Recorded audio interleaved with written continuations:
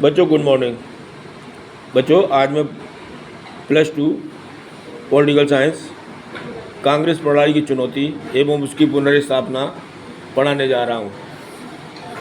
पंडित नेहरू का उत्तराधिकारी कौन?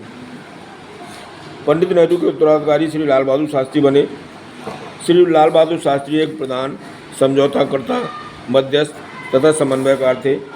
शास्त्री जी ने जय जवान जय किसान का नारा दिया। शास्त्री जी ने अपनी सूझबूझ से न केवल 1965 में पाकिस्तान के आक्रमण का सामना किया, बल्कि युद्ध में पाकिस्तान को हराया।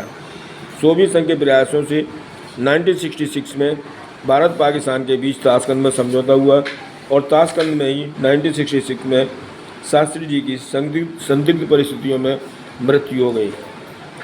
श्री लाल बहादुर शास्त्री का उत्तराधिकारी श्रीमती इंदिरा गांधी बनी। मोरारजी देसाई के आग्रह पर प्रधानमंत्री पद के लिए कराए गए मत विभाजन में अधिकांश कांग्रेसी नेताओं ने श्रीमती गांधी के पक्ष में मत दिए।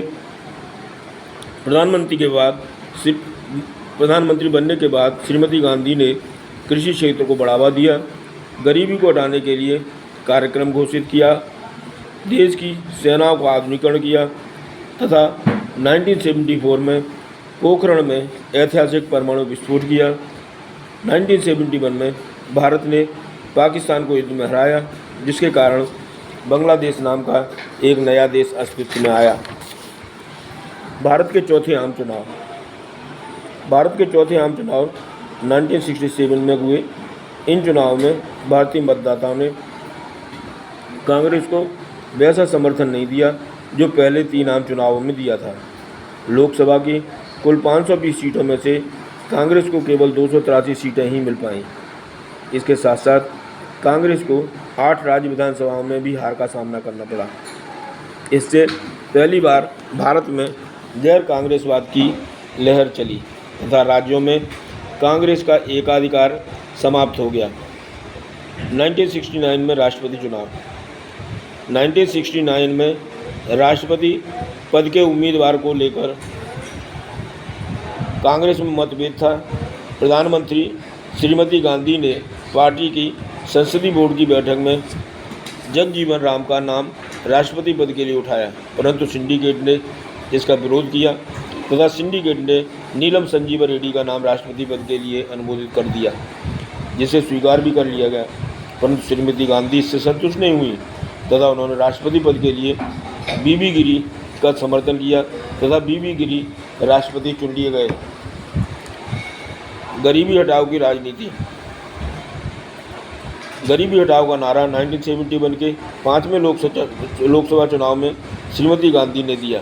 श्रीमती गांधी ने गरीबी हटाओ के नारे के अंतर्गत गरीबों के निरंतर विकास की बात कही। गरीबी हटाओ कार्यक्रम के अंतर्गत 1971 में नीतियां एवं कार्यक्रम बनाए जाने लगे तथा इस कार्यक्रम में अधिक से अधिक धन खर्च किया गया। इससे मतदाताओं को यह आभास हुआ कि कांग्रेस पार्टी वास्तव में गरीबों की गरीबी दूर करना चाहती है। अतः उन्होंने बाकी सभी दलों को हराते हुए श्रीमती गांधी एवं उनके दल को विजयी बनाया। 5वें लोकसभा चुनाव 1971 में हुए और चुनावियों में श्रीमती गांधी को कांग्रेस आर पार्टी ने शानदार जीत हासिल की। लोकसभा की 518 सीटों में से कांग्रेस ने अकेले ही 352 सीटें जीत ली थीं। इन चुनावों में कांग्रेस ने अपनी विरोधी पार्टियों को बुरी तरह से हराया। 1971 में कांग्रेस का नेतृत्व किस नेता ने किया? उत्तर श्रीमती इंदिरा गांधी के नेतृत्व में कांग्रेस ने 1971 का लोकसभा चुनाव लड़ा। 1969 के राष्ट्रपति पद के चुनाव के अवसर पर किस नेता ने खुलेआम अंतरात्मा की आवाज़ पर वोट डालने को कहा? उत्तर प्रधानमंत्री इंदिरा गांधी ने खुलेआम अंतरात्मा की आवाज़ पर वोट डालने के लिए कहा।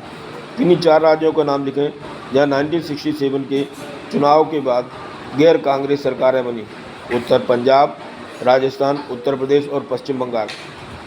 किन्हीं 4 राज्यों का नाम लिखें जहां 1967 के चुनाव के बाद कांग्रेस सरकार स्थापित हुई। महाराष्ट्र, आंध्र प्रदेश, मध्य प्रदेश, गुजरात। बोलो नहीं। राम मनोहर लोहिया कौन थे? उत्तर, राम मनोहर लोहिया समाजवादी नेता एवं विधायक थे। वे 1963 से 1967 तक लोकसभा के सदस्य रहे।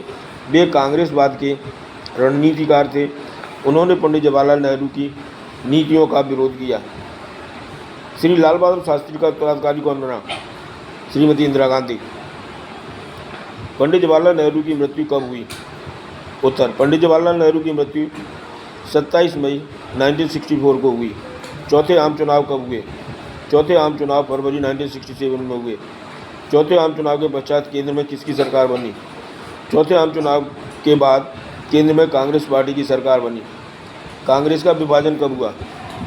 उत्तर, कांग्रेस का विभाजन 1969 में हुआ। 1967 के चुनावों के बारे में निम्न में से कौन से बयान सही हैं? कांग्रेस लोकसभा के चुनाव में विजयी रही, लेकिन कई राज्यों में विधानसभा के चुनाव में वो हार गई। सही है। कांग्रेस लोकसभा के चुनाव भी हारी और विधानसभा के भी। गलत। कांग्रेस को लोकसभा में बहुमत नहीं मिला, लेकिन उसने दूसरी पार्टियों के समर्थन से एक गठबंधन सरकार बनाई। गलत। कांग्रेस केंद्र में सत्तासीन रही और उसका बहुमत भी बढ़ा। गलत।